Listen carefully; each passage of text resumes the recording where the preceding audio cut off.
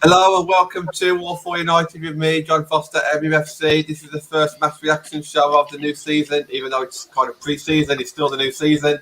If you've never seen a match reaction show before, just basically we're just going to discuss the previous game. So it doesn't matter if the game's on a Friday, Saturday or Sunday going forward. Our match reaction show will always be on a Monday. Usually just four guys, but one of us might dip out and somebody else might come in. We don't go giving player ratings just because we don't like to kind of, if someone's had a bad game, we don't want to call them name and shame them. I think everyone will know if they've had a bad game. They don't need us saying that, oh, you were 2 out of 10. We don't do anything like that, but we will give our player of the match at the end of the video as well. And that's pretty much it, guys. So as always, Natalie, you okay, mate? Doing good, John. Happy to be on. Good to see a first match day with Skinner. So yeah, I'm happy. Yeah, excellent. Yeah, it really was. And we'll talk about the interviews that he gave before and after the match as well. So plenty of things to get into. Ben, how you doing, mate? I'm not bad, mate. I'm not bad. How are you? Yeah, I'm good, thank you. Just got home from work, so I just prepared for this one. And yeah, I had my second jab yesterday. And I'm buzzing, to be fair. I feel better than I did before. At least you felt better after yours. I felt like I was my train. When he spent 7 days in bed, he was that bad.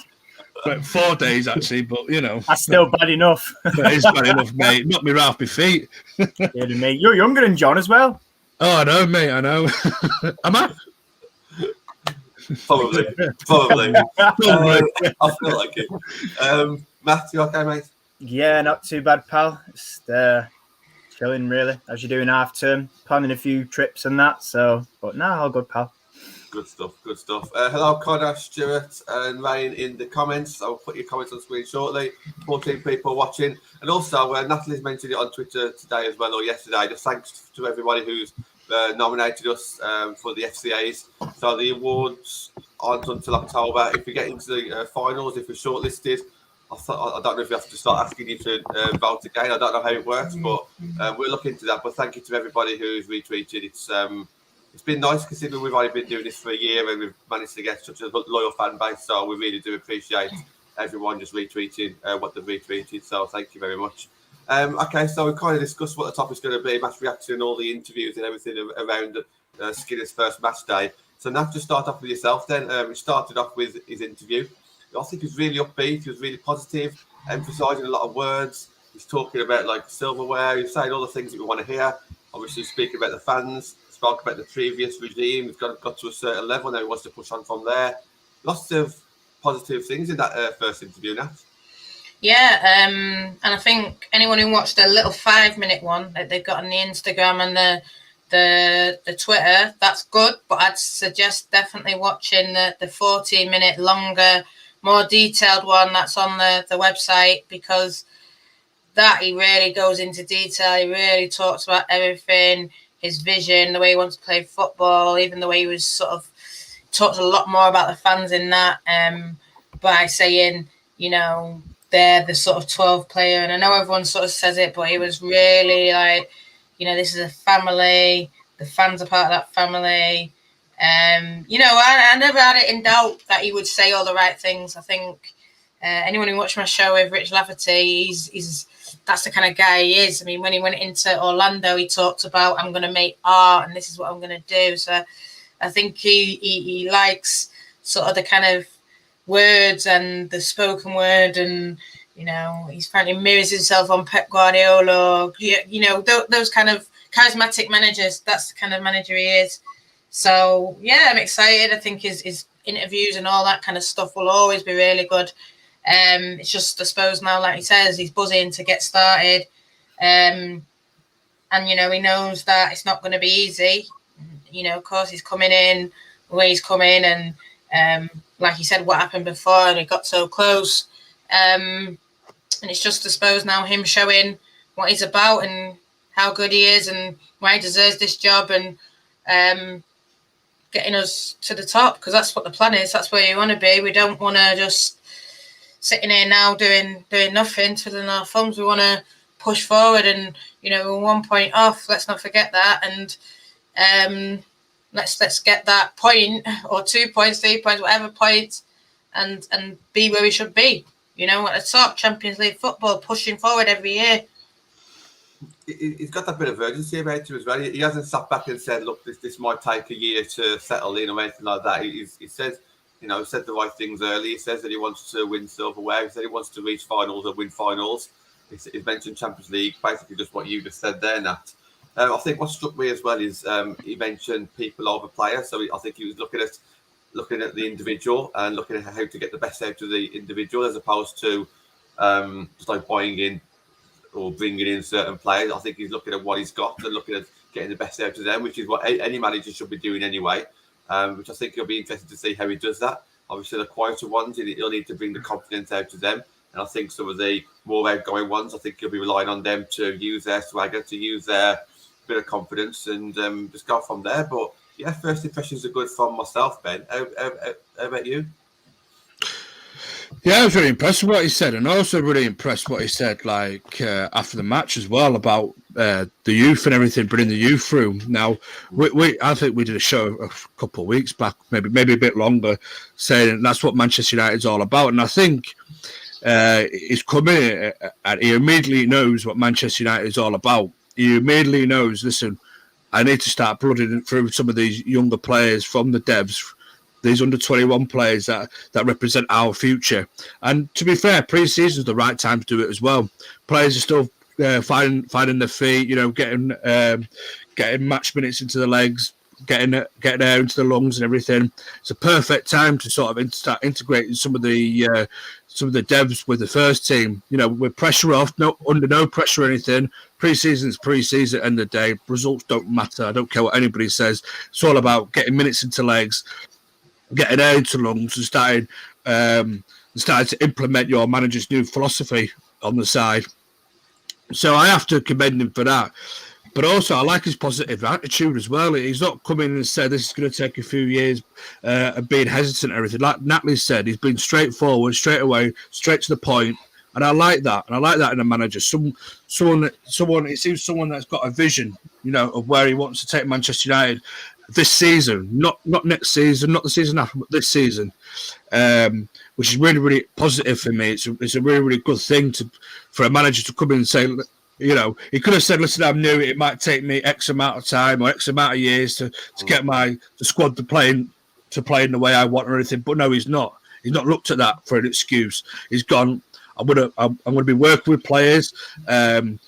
I'm going to be helping develop players, whether the new signings, whether they're part of this squad that have been here for 3-4 seasons now, whether it's the under-21 devs coming through as well. He's willing to work with players and try and get the best out of them and to try and enhance their skills and everything. And I think everything he said was absolutely spot on, and I can't speak highly enough of that, because at the end of the day, he's taking. I know people might say the Manchester United women's team have only been around for 4 seasons. Well, this will be our 4th season. But let's be fair, Manchester United's the biggest club in the world. I don't care what anybody says. If you look at it, it's a big, massive structure. He's taken arguably the biggest job in the world on, and the pressure on his shoulders is going to be the biggest he's ever had. No disrespect to Birmingham, no disrespect to Orlando Pride, but they're nothing compared to Manchester United. He's going to feel the weight on his shoulders straight away. The weight of expectation.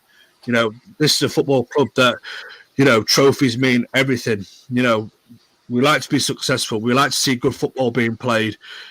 So. But I think it just seems a breath of fresh air. And if Natalie's saying he's in that sort of mold of a Pep Guardiola and maybe a Jose Mourinho, if you look at it that way as well. And I don't mean when I say of Jose Mourinho, I don't mean that arrogant side. That it's all about me. But what I'm saying is the confidence that he exudes. I remember when Jose Mourinho came into Chelsea the very first time, the confidence that he exuded. And yes, a lot of it is all on Jose. A lot of it's all him.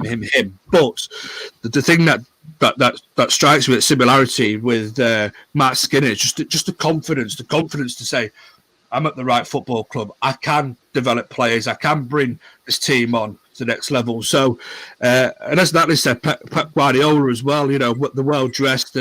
He's always on the touchline barking orders. Unfortunately, my MUTV kept booting me out. But for what I did see when the cameras were sort of panning to the sidelines a little bit. That he was there, he was being vocal, and that's what you need as well. So, and I think it'll stand us in very good stead going into the season. Ben, you mentioned about coming to United being like in a big club, and Matt was bringing you in on this one. He also said in the interview that there's no other club that he'd probably come back to England for. It was like a perfect job for him. Now I know that you was one of before the match even started. You're a bit of a Skinner fan anyway, because you don't just look at the past two years. You've been looking at like the past 4 years. But he has done a good job of winning the fans over already, hasn't he? Yeah, which for me, speaking to people yesterday, it was really interesting because, like you said, I'd sort of never had an issue with the appointment or the rumoured appointment. But yeah, there's a lot of people I spoke to yesterday, and they pretty much said what we've discussed. We talked very well. I feel a bit more happier. I'm a bit more confident now.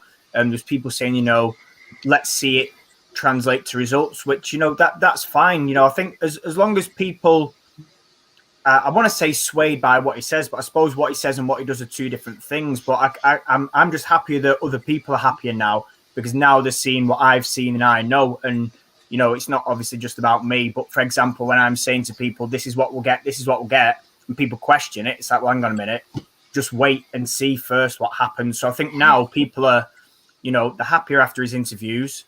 Results will play a big part, yes. But I think now people are starting to see that what we've been saying, like the four of us and a few other people as well, just back the manager, and it's like I said yesterday, we could, I think I might have said it to Nat actually, or one of you lot, we could go into the season and we could lose a few games, and it might not go our way, or we could go into the season and win, say, the first 5 games, and then everybody will get massively hyped. And for me, it's just about finding that level, let's not compare him to Casey, different manager, coming in. But like I say, certainly from the interviews, he says and does all the right things now. It's about translating that into results. But, certainly in my mind, and I talked about this on previous shows, the fact that he is very good with his man management, and like we talked about, a people person, the fact that he does give youth a chance, something else which I mentioned and we saw yesterday with 6 development players, is only a positive. And I think, listen, it was the first game of pre-season, but I think, as the season progresses, we will see things come together. But again, I'd like to mention, that will take time. So we just all need to bear with it as fans. I think not just jump on the bandwagon as soon as things, go bad, or even if things go better than expected. It's about managing that expectation as fans. And, it's not me saying don't have expectation or, let's start kicking off if we're not where we think we should be. Everyone's got different views. I saw some people yesterday saying, oh, I'd be happy if we finish 6th. Now, in my personal opinion, that's not good enough. Some people are saying 5th.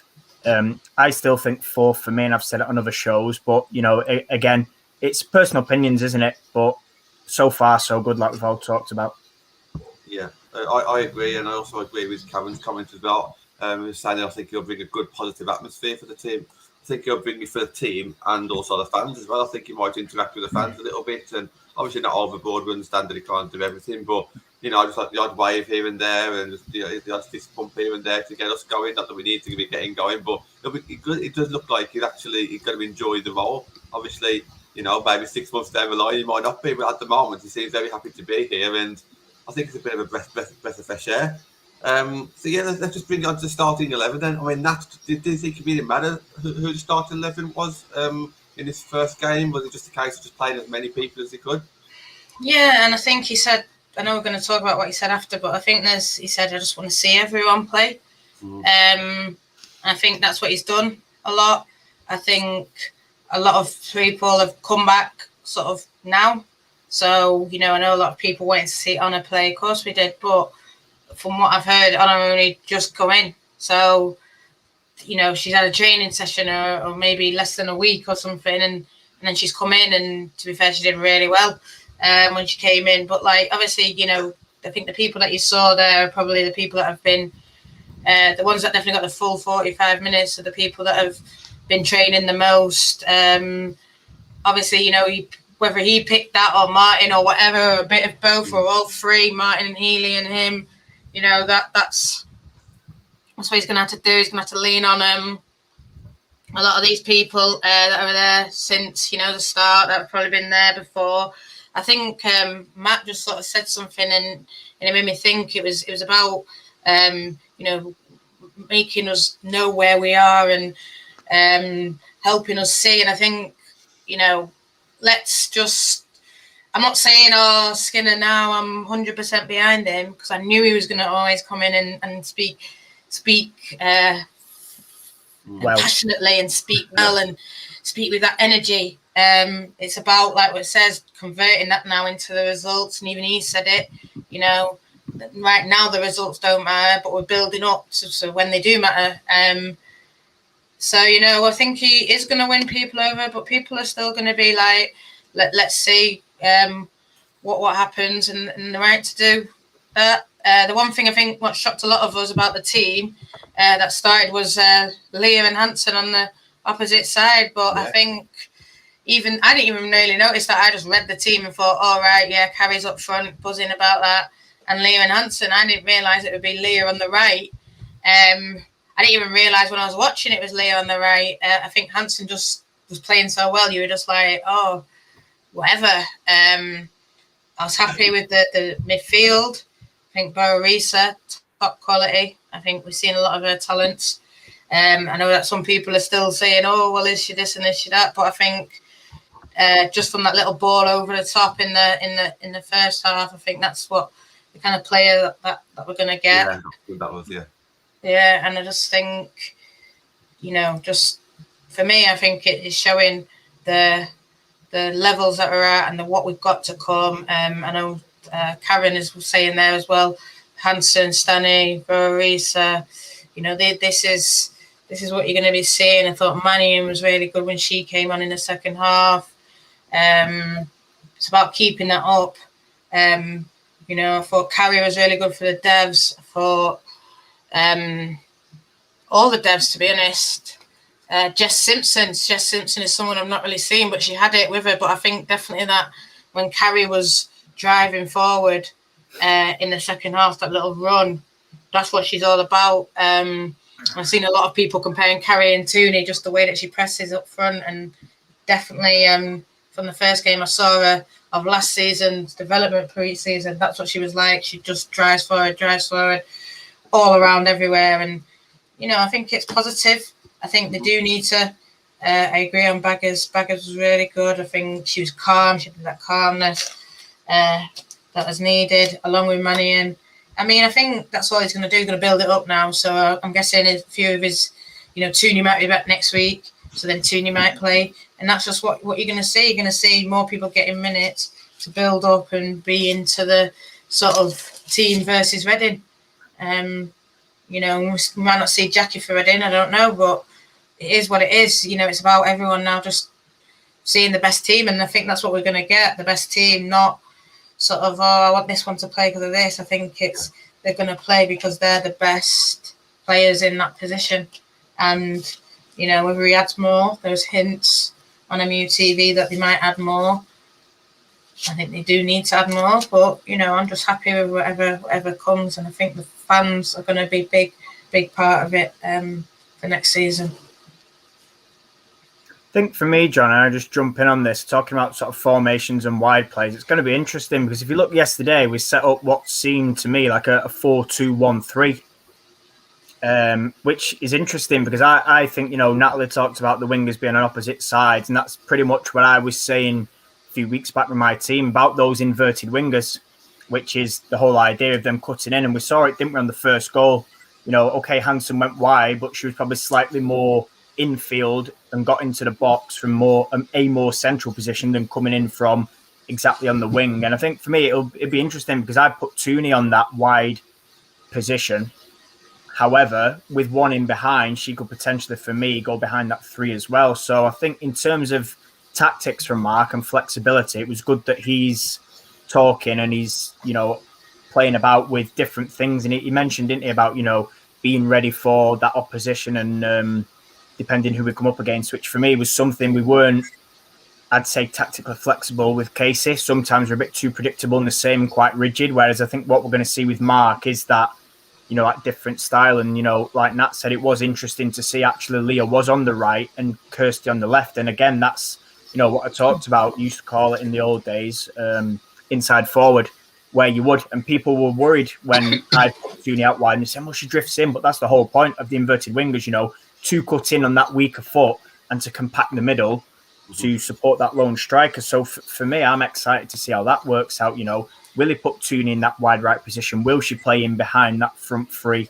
Will Jackie, Risa, Tooney all make it on the pitch together? So it's I know it's early and I don't want to overhype, but the early signs are there in terms of tactics for me and, fitting everybody in. But it'll be interesting to see Sunday if he sticks with that, who plays where. Again, Natalie mentioned Carrie, fantastic for me. Her work rate of chasing down the ball when she lost it at times, was unbelievable for a young player. So again, not to overplay things, but there's room for optimism for the season. It's almost as if we got good players, It's almost as if that. It's almost as if we got good players. I put my formation out. It's just other people didn't see it.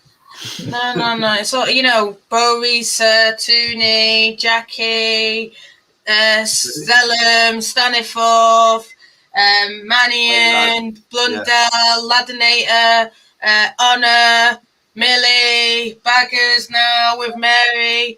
It's almost like we got good players. And that's what I think everyone's forgetting. Yeah. Well, we said it all along, didn't we? And just in case it's a Champions League squad. This is why I want to get third, because for me, it's a Champions League squad. Those are top players. And, it's basically, it was there. Whatever happened, we didn't make it. But for me, look at that. Boom.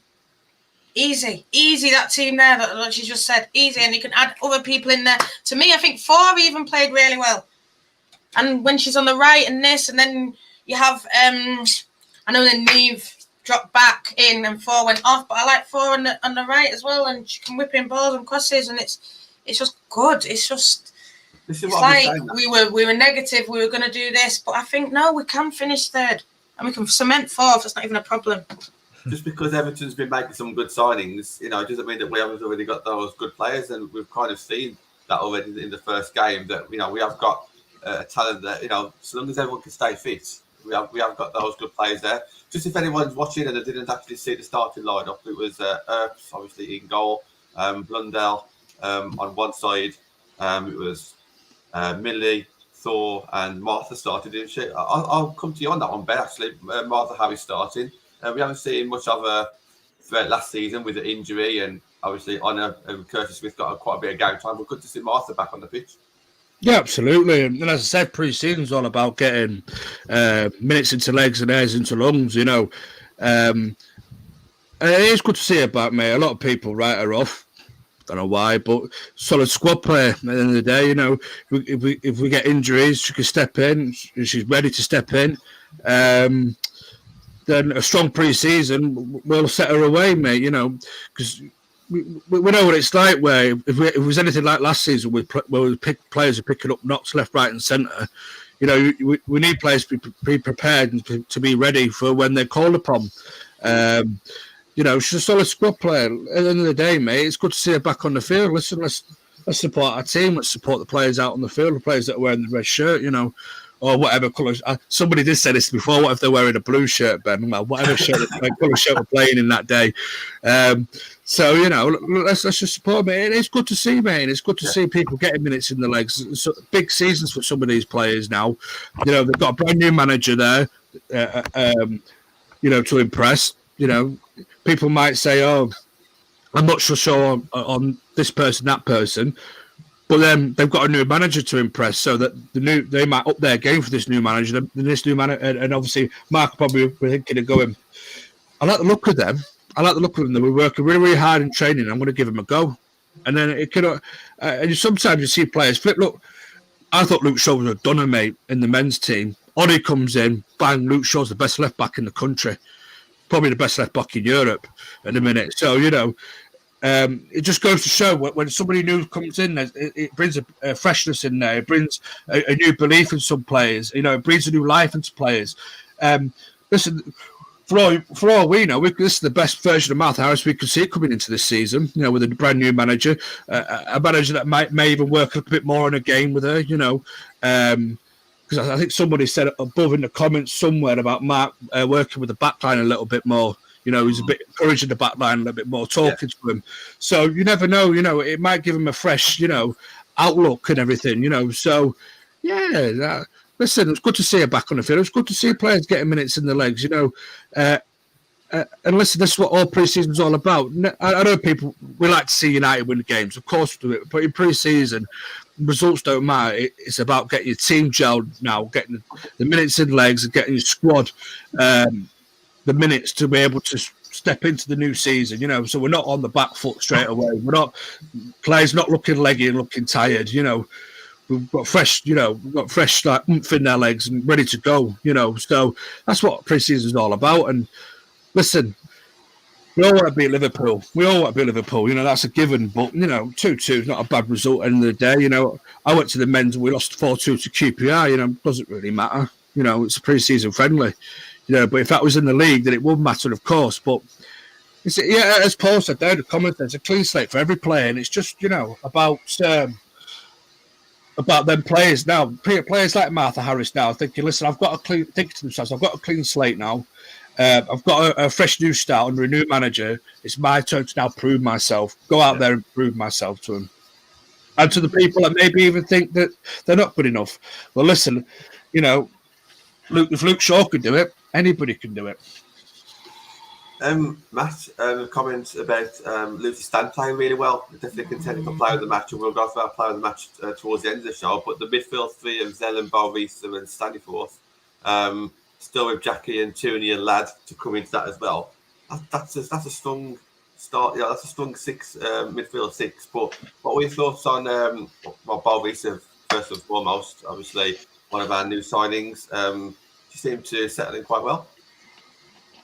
Yeah, I think we've always talked about the midfield, and I think for me, it's probably the strongest out of sort of the three areas at the club. I think we need a bit more up top. The defence is okay, but for me, the midfield's our strength and the best part. And like you said, look at what we had yesterday, look at how flexible it was. But I think I'll start with Stanley. The pleasing thing with that is she spent multiple months on the sidelines last season, in and out the side, struggled to get going. I think now she's probably found a new lease of life. I think she was one of the ones over summer that was in Carrington early with Leslie, working on her fitness. So that's pleasing because it shows that, she's determined, which is what we like to see, and she's here to prove a point.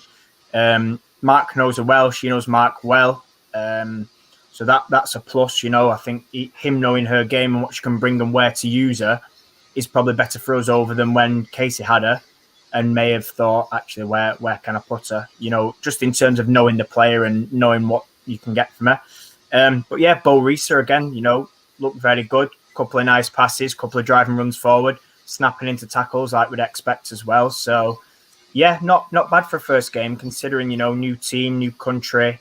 I would say she's not played much, but she hasn't she? Because obviously the Norwegian season, Swedish even, wherever it was she ended up, that carried on. She was playing right until recently. So in terms of fitness, she should be right up there. But yeah, looking forward again, just to seeing her slot in. Whether that's in alongside as a holding two or whether that's in front of the holding two and behind the forwards, it's good that she's flexible. So, but yeah, really happy for Stanny anyway, just to be getting in there and getting those minutes in. I said Stanny, I think, like what Matt said, I just nearly called you Mark, so I read Mark there. Stanny playing as a 10 was really good, and I think that's what maybe she's needed. Maybe we need to see her a bit more forward. Who knows? Then you might see like what Craney says, Tooney on the right. I don't, obviously he needs to see everyone, and I think that's what's going to happen. He's going to give everyone a chance in their preferred position. Because I think he saw Niamh Murphy started off in the wing, but then she dropped her back because her preferred position is a fullback. So I think that's what we're going to see. I mean, even it was great seeing Carrie start as a striker. I know probably people have seen her a lot on the wing when Casey's brought her on, but she is like a forward. So I think we're going to see that. And then, seeing Risa at that 8, it was good. I think I did an article, and I've even said it on here, when she signed, that makes us like one of the strongest midfielders, in my opinion, in the league. And like you said, the 6 that you named before, John, I think my guys have said it, can open up defences. And you add Jackie in, you're laughing, aren't you? You know, so it's always about the who's going to bang it on the end. That's the problem. Not the problem, but that was always the issue. We don't score enough goals, create loads of chances. I think we could have been, 4 up probably before half time. It was good, yeah, what Vicky's saying, good to hear everyone encouraging. I think if the minute we just sort of hit the goals a bit more, take them balls when they're played over, take them through balls and bang them in. For me, it's dangerous. And, like what Karine said about the inverted, I think he's going to do bits. I think he's going to be more tactically aware of everything, and it's going to be good to see. I think he is going to get the people he wants. I heard little whispers of some people, but now they're not happening. I don't know, but if he can get who he wants in as well, he made good signs at Birmingham. He's even made good signings. Took Amy obviously to Pride, so we know good players. Just about adding them in now up top. And yeah, it will take a while for them to bond in. But I think for me as well, you said about the Everton, they're bringing the good players now. So they're, people are leaving to come in, but our base is there. This is what I'm saying. They're trying to be like us. We're above them anyway, And it's about us now building our building already on that solid nucleus. If anyone goes and didn't watch it, I know that on Twitter there was Glenn Harris, and he was talking about social media and Tobin and Kristen, and people are saying we're finished and all this. It's like, no, mate, the solid foundations are already there, and it's just adding those 3 players, the extra sparkle now, and you're ready to roll, I think. We spoke a bit about tactics and Matt. I know you mentioned it earlier, so I'll just come back to you on this one. 2 or 3 things that stood out for me, and I think it was quite easy to see that it was playing from the back a lot more. So I think that was one thing that obviously was nice to see. Second thing was when they were actually on the ball. We heard the male on the touchline shouting, travel. Basically, don't just look for the pass. Actually, if there's space to run into that space, and that meant that everyone was going further up the pitch, which I thought was really good.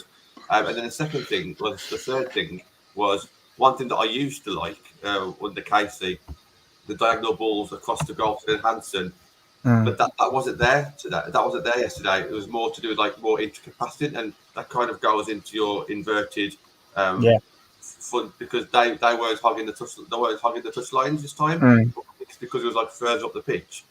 And I just think all these little things I can't see us playing under the previous manager. This is something that either Martin House tried out or Mark Skinner. Just these 3 things here to get us up the pitch more, play more attacking, play a bit more quicker as well by actually traveling, instead of just passing the ball, actually moving into some space first. Just a few things there that first observations of our playing style. But what are your thoughts on that, Matt, regarding because to me it seemed like it was getting up the pitch a lot quicker and with a bit more purpose? I think the thing with it is the way we did it, and like you said, there was no sort of diagonal ball. And don't get me wrong, there's nothing with a diagonal ball. But the trouble is, it's hard to explain. Well, it's not. It's hard to sort of get across in an easy way that I can sort of get people to understand. But basically, if you're hitting a diagonal ball, it's very difficult to just shift everybody up pitch with a purpose. Like if I ping the 30-yard pass cross field, and everybody starts running up the pitch, everybody's like, well, God, where should I be? What can I do? Whereas the way we set up with the narrow midfield of the 2 and then the 1 behind the front 3, the idea is on the transition, it allows your fullbacks to get higher.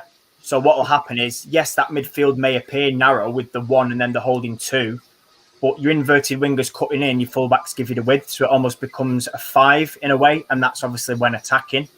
In terms of defending it, your wide 2, your inverted wingers would just drop into that midfield. So it almost becomes a 4-5-1 to defend it and keep it compact. And I think that's what we need. I think Vic's mentioned it further up about being composed on the ball. And I think sometimes when it was played out short, there's a couple of people that maybe flapped or were closed down quickly and weren't quite there. But listen, it's game one. You know, we've had a few months off. They will be a little bit rusty, but I think if we can build that and get them used to receiving a pass under pressure, you know, where's your next pass? Where's your pass after that? Who's running in behind? And you've got to be able to, I always say something I say to my players, you've got to be able to see your second pass before you receive the ball or you've played your first ball. And I think that's massively important. And that will build.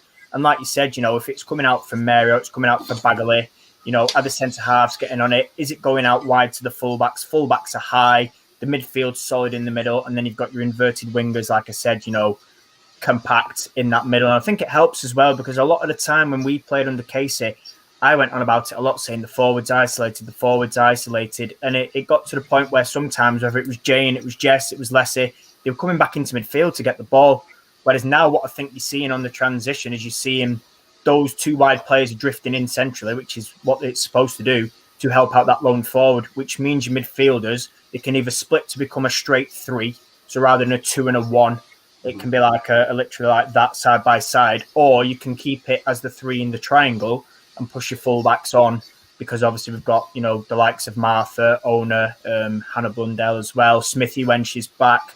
So there's options for flexibility, but, you know, I liked it, and I've always been vocal and said, you know, we can't be predictable, and I think that was what will be good about this season. You know, teams might be expecting similar to Casey, but if Mark comes in and changes it up and he is flexible with those tactics, I think with that midfield, you know, we can go places.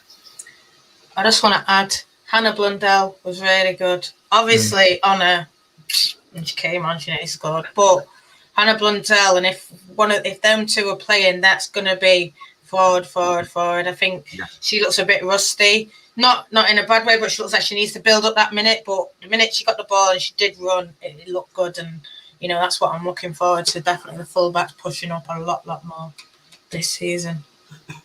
But what do you think about the players who hasn't had a chance to come into the game yet? So, for example, Tooney, Jackie, who else? Russo, Fuso, Curtis Smith. There's 5 players there that never even got any game time. That's going to be good competition already there, isn't it? Just talk about the midfield. Just talk about the midfield first. So we've got on screen, can Barvisa and Jackie play together? I think the answer is yes against the right team. What are your thoughts? You know, surely you're excited now to see some of these quality players come in on top of the quality players that we've already got.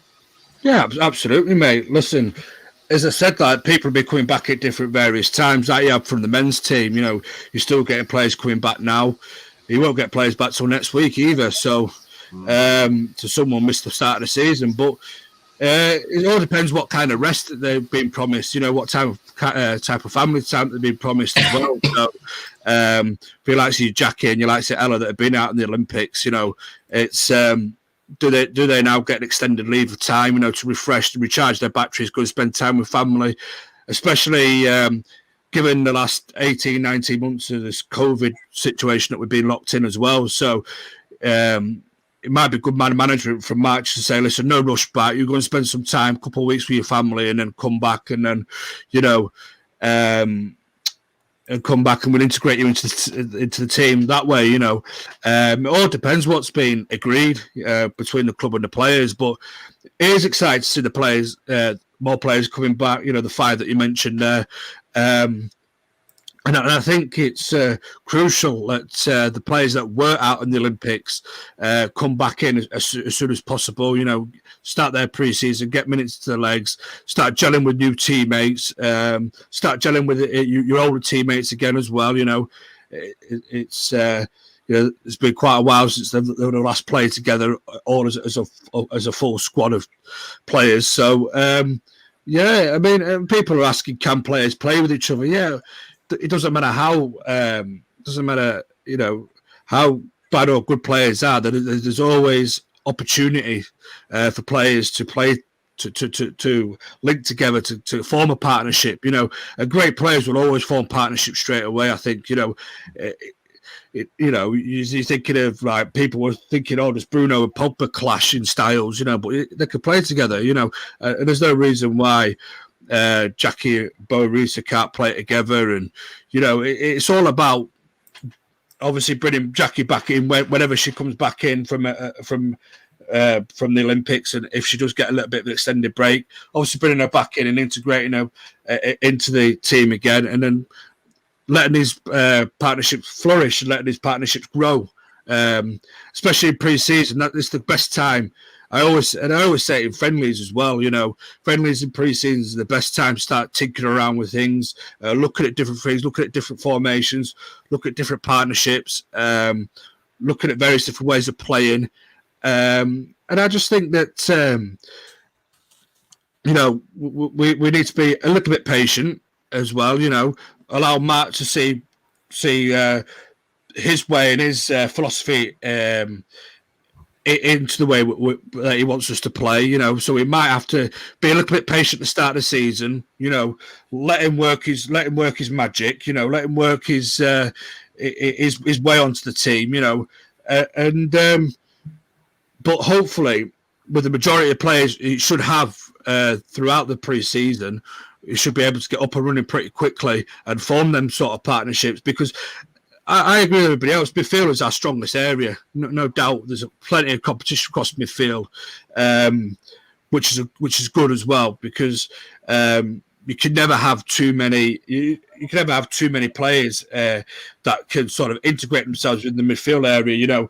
We always say that you need at least two decent players at every position. In midfield we're pretty much sorted near enough. But we've got a spoiler riches there really, and but it's all about people proving themselves now. They've got a massive opportunity this pre-season to get themselves ahead of other people in Mark's thoughts. It's all about how hard you train, how well you play, the links between you and the new players as well, or you and the current players as well. The current squad. How well do you link up? How well do you play together? It's up to the individuals as well as a team collective to put in the hard work, put in the effort. That's what pre-season's all about. And to impress your manager and to put in the hard effort in training and away at training, like you've seen from some players on their social medias, that they've been hard all summer working in the gyms and going elsewhere and practicing their football and keeping their fitness in tip-top shape, going to other like fitness providers that you've got their own PT trainers and everything that will keep them going and keep them at the very sharpest. So they're coming into pre-season, and it still hits you in pre-season. That you could be the fittest person in the world, and pre-season still hits you. And that's why I think it was good that both teams agreed to play three sets of 30 minutes. To allow that sort of slow integration that you're getting back into full match rhythm and full match fitness. But listen, it's really exciting the players we've still got coming back, because especially Fuso, because we're not seeing much of her. I know. I'd love to see Fuso, just to see how the way she settles in pre-season, with the new players coming in. And when you get the likes of Ella Toon come back and the likes of Jackie coming back, how sharp will she be when Jackie's looking to thread the ball through to you? How sharp will she be when Leah Golton's just pinging the ball into the area? Can you get yourself in there? Can you get yourself on the end of it and get yourself a goal? So it's exciting times, but we just need to be a little bit patient, allow players to come back when they're ready, and obviously with the agreement of what they have with the football club and with the manager. And let's be patient for the first couple of games of the season, because especially in the case of Jackie, in the case of Ella, because they might have had extended time off for the Olympics and everything. It'll come. Matt, do you want to jump on that one on screen? Yeah. Saying I think Leary's good on the left, usually unplayable, putting on the right, not using it. Again, it sort of links into what I talked before, doesn't it, about cutting inside. I mean, I get what Yehuda's saying, on the left, unplayable, very good. But for me, if you're an opposition and you're lining up against us, and let's use Man City, just because they've got Lucy Bronze. You're a Lucy Bronze, you're fully expecting to see Leah line up on the left and run at you. That's just a given. However, what you wouldn't be expecting is Leah to turn up on the right and run at your, if you've got Demi Stokes at left back. So for that reason, I don't feel, in my view anyway, that it's like wasted. I see what he means about capabilities, and yes, she's got a left foot, but like I talked about, the whole point of inverted wingers is the cut inside. Whether that's Leah, whether that's Hansen, whether Toon is going to be used there, whether we use Carey out there, whether we use Fuso out there. I just think, again, linking in with them overloads, if you're creating an overload in the middle and those are cutting in, and then you've got fullbacks either side, and it creates, like I said, almost even a 4 like up top or a 5 supporting, how difficult is that going to be to defend? Because you've either got a back 4 that you're coming up against, so it's either a 4v4 or you can overload in a 5v4. And I just think in terms of being unpredictable and getting somewhere, that would be a nightmare, because not only have you got to contend with fullbacks advancing plus 3 central strikers, so to speak, you've also got 3 midfield bombing forward, or at least 2 as well, and 1 holding. So it's almost like, in a way, a 5 and a 5 in terms of the setup. Your 4 and your 1 would hold, your 1 midfield can go, and your others can push high and sort of, high and wide like that. I know me and Benny talked about this when I think Ben was talking about crossing and somebody waiting at the back post a few weeks ago. And again, I sort of talked similar about it, but in terms of being unpredictable, I mean, how many times, I can't remember too many under Casey when wingers swapped. I don't seem to recall a game where I think, bloody hell, they've swapped and we've got a goal from it. Or, they've swapped and this has happened. I mean, listen, I might be corrected on that. That's absolutely fine. But for me, it didn't happen often. Go for it, Nat. Yeah, but I think what you said about when did they ever swap? No, they haven't. And I think that what Yehuda said is right. But if you say start Leah on the right and then it's not going well, then you swap her, then you see what she does on the left. And then swap them back, and that's what I like to see, free throwing more than yes, she's locked in that left. Yeah, no one's even going to deny it. She's the best in the league. But if you just have that difference, it's just a difference. Seeing Hansen on the left, Hansen tore it up. Now what? I'm not saying Hansen's better than Leah or anything like that. No, not. But I'm just saying gives you more options.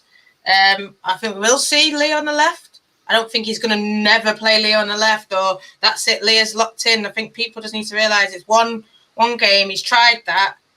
You might try it again, but then at the start of the season, you might see Leah on the left and Hansen on the right. It just is what it is. I see a comment from Jonathan Ball, and I know everyone's talking about what they'd like, and people are saying striker, this and that. He didn't talk about it, but I think it was sort of, if you watch the MUTV show, it was hinted.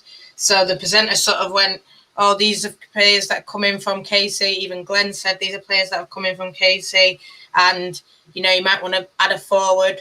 The presenter said that. And then Glenn sort of said, yeah, these are all the signings that KC has made. And I'm sure Mark will make his own. But, yeah, obviously he's not going to come in and say, I want X, Y, Z without seeing who he's seen. So he's put all the devs through as well to see what they can do. Maybe they might get minutes on loan now. And I'm pretty much sure they will. We've seen Bentley and Rambo just go out on loan straight away. So I'm sure, Carey and Tara and Rebecca May and Neve and all that, they're going to get loans if he feels like they need them. I'm sure he'll listen to what Healy says as well. But, there'll be things in there that are ready to go straight away in terms of loans and all that. So I think we will see, hopefully, forward. I think that's just where, when we talk about we've got the best midfield and all this, I do think we've got strength and depth in the thing. But then if you do look at the forward, that's just where, if anyone got injured, you'd get a bit worried. I'm sure he'll be saying these are the players that I want. But, why shouldn't he come in and give everyone a chance? And you never know, maybe Carrie might be the one now, and she might have scored 10 yesterday, So I think he just wants to see him before maybe probably signing off on the young ones' loans, which to me would be right. Does people still think, though, that we need, and just all you guys here, John, Craney, Ben, do you still think we need forwards? Do you think that's where he's going to get? Or do you think like people are saying CDM? For me, that's forwards. I mean, in terms of a striker and a wingers, definitely that's needed before any kind of CDM, in my opinion. If you just got given like 2 positions, it would be winger, forward, then a CDM. Go on, Benny, I'll let you go first. I think so. I think we're a bit light up on top, and I still think we need a striker that's going to hit the onion bag week in, week out without even thinking about it. If we could bring somebody in of that calibre, that'd be absolutely great. But I don't know. it all depends. I don't know what the budget is either. You know, we've got to think about budgets again. You know, it's like, and where does Mark see where we need to strengthen the most? You know, people. I saw on Twitter earlier on, people went, "Oh, we're going into the season with 3 strikers." Because if you look at the Man United on the website when they've got the players up, and you've only got 3 forwards, but you could also argue that Galton and Hansen are both wide forwards as well, so you could also put them into the forward category if you needed to. Because both can easily play as a wide forward, you know, in the mould of like what Marcus Rashford does for the men's team, or what Thierry Henry used to be. But when he first came through at Monaco and at France, he was a wide forward before he was a centre forward. So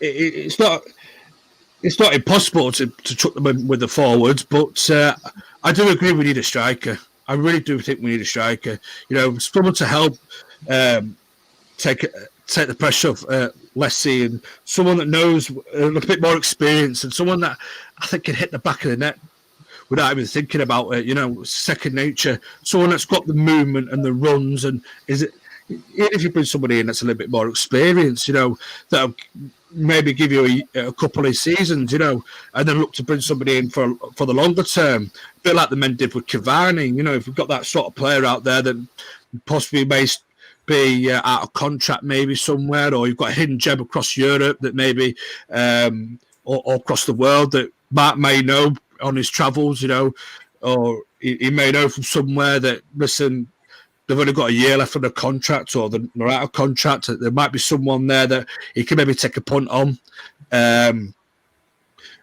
So I don't think it's beyond the realms of possibility that we bring somebody else in, especially in the forward line. I think midfield we're complete. There's no point trying to bring another midfield player in. You know, wingers maybe bring a winger in as well if we could. I think, you know, to be back up to Leah. I think on the left hand side there's. I know that Hansen can go there, and you can play Tooney out on the right. So and you can play various other forwards could drop in there as well if need be. So there's always options there, but I still think we need to bring in an out-and-out centre forward, a proper one, a real goal scorer in there.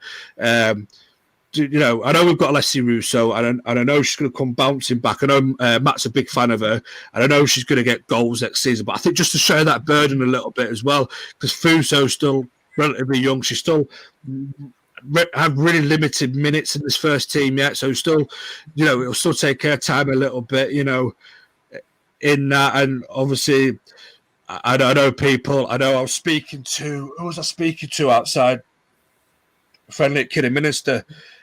And he was saying that Martha Thomas is, he reckons a really good signing. I can't remember who he was. Do forgive me, because he's going to kill me for it.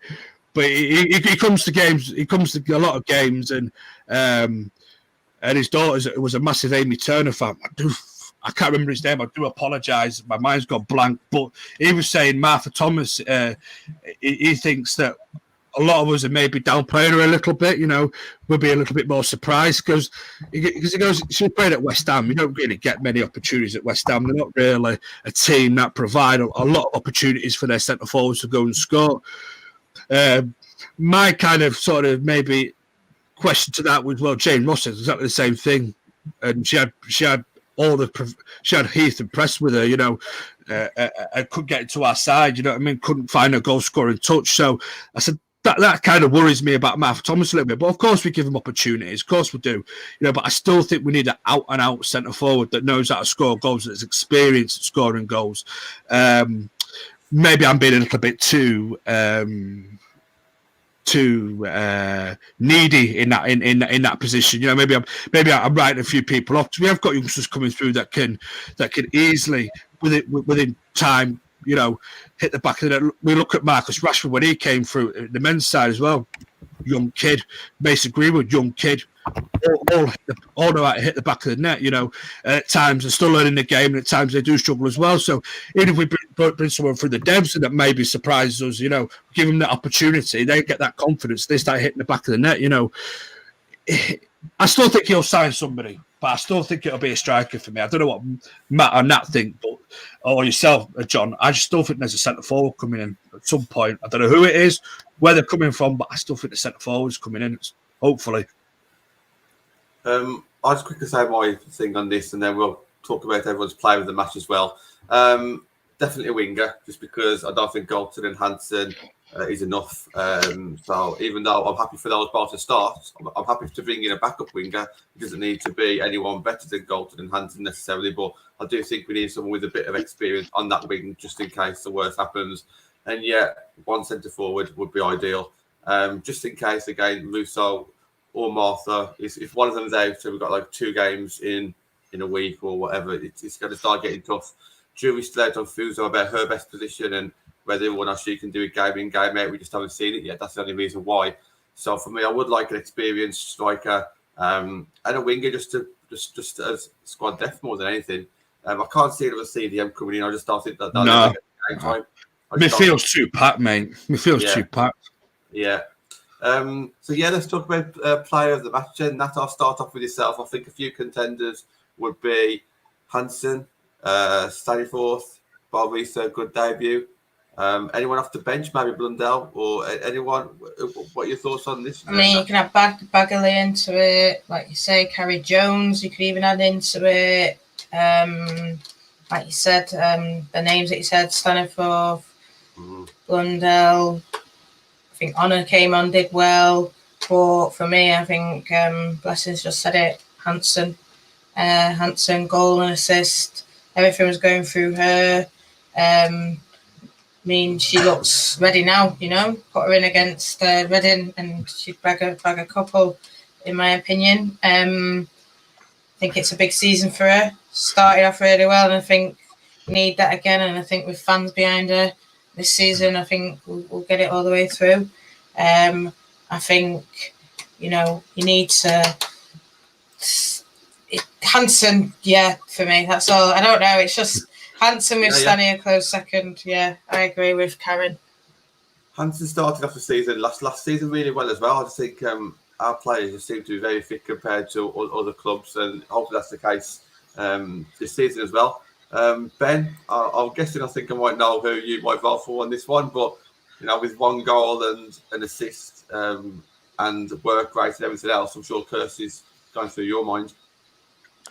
Yeah, Hansen for me, mate, all day long. As man of the player of the match. What I will say though is, have you noticed though? And I said this, I think, show a couple of months. Well, not even a couple of months ago.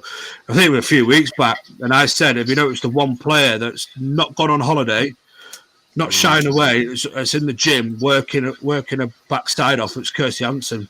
You know, I think more than any player. And it's not me doubting anybody else's sort of commitment to Manchester United, but more than any other player, I think she wants it more than anybody. You know, she wants to prove herself more than anybody. She wants to be a Manchester United player more than anybody else in that squad.